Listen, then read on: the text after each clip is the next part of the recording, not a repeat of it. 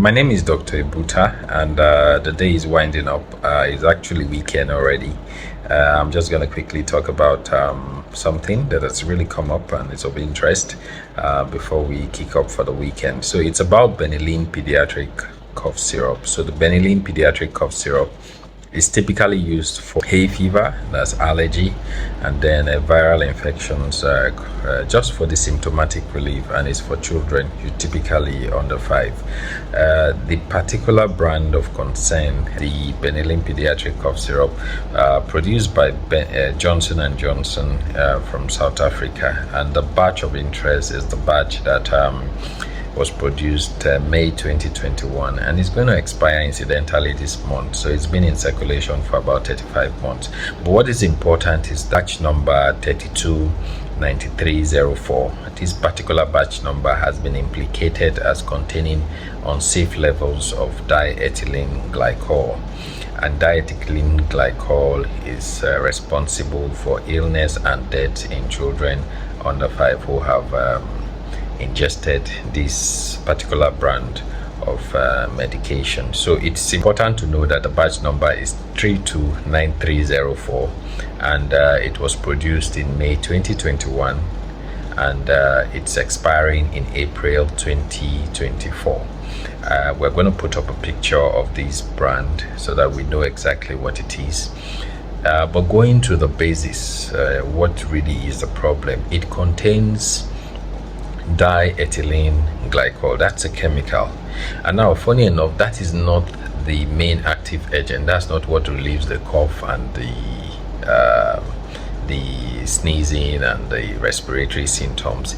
It's just actually like a component of the drug, a diluent that is a carrier agent. So basically, diethylene glycol has been found to be unsafe, and this is since 1937, way back in the US, where it was used in some medication, a sulfanilamide group of medication, and then subsequently patients had significant undesired adverse drug reaction. But what is important is that in this particular brand of Benylin cough syrup for pediatrics, and this particular batch, there is diethylene glycol. Diethylene glycol is colorless, it is odorless, and it has a sweet fragrance, and so that's one of the reasons why it's used for pediatric cough syrup, and to a large extent a couple of other drugs. It's even put in wine, so when you test some sweet fragrance in wine, you should know that there may be some diethylene glycol there, but that has been outlawed. It is not acceptable that this chemical is used in production of food or drugs, but unfortunately some unscrupulous elements are still using it.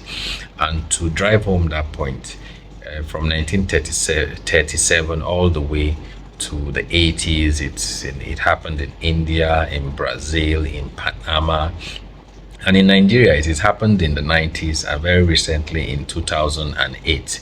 If you remember my Pikin Titin syrup, so that was also diethylene glycol.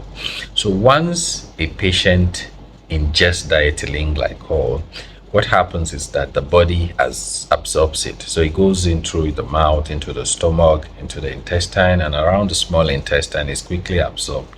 Within 30 minutes to 2 hours, it's completely absorbed into the body system, and the diethylene glycol is further modified. Upon being modified, it can cause kidney failure in the body, liver failure, respiratory failure, abnormal heart rhythms, heart failure, and a lot of other side effects, GI symptoms, nausea, vomiting, diarrhea, abdominal pain, loss of consciousness, coma, and can lead to death. Actually, that a lot depends on the amount of agent that is absorbed. So what these people do, these unscrupulous elements do, is that they use it instead of using propylene glycol or glycerol in the agents. They use diethylene glycol, which has been outlawed. So it's actually a criminal it's basically a criminal activity, and it's unacceptable. Nigerian government has instituted a recall and has ordered the companies involved to withdraw these drugs from Shell, and I think all stakeholders Nigerian Medical Association, the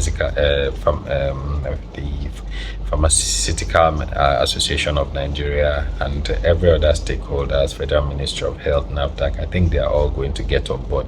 But what is important is that the message here is that if you come across that particular batch number, and I'm going to put it up there, we're going to put up the number again, please get that medication to the NAFDAC authority as soon as possible. Report the source of that medication to NAFDAC authority so that it can be properly recalled and disposed properly to avoid any unintended harm to a large extent. So thank you.